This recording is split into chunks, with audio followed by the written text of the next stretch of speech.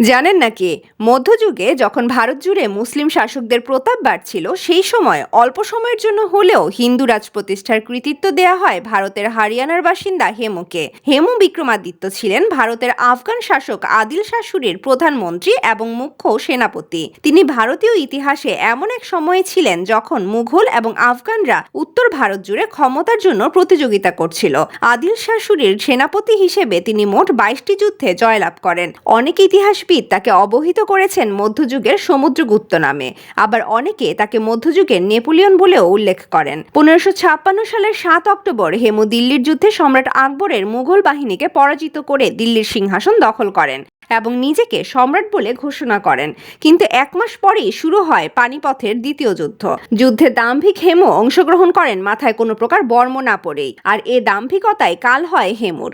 একটি তীর এসে বিঁধে তার মাথায়, আর এভাবেই মাত্র 14 বছর বয়সের প্রতিপক্ষ আকবরের কাছে পরাজিত হন হেমু। অনেক ইতিহাসবিদদের মতে এ ছোট্ট ভুলটি না করলে আজ হয়তো ভারতবর্ষের ইতিহাস লেখা হতো ভিন্নভাবে।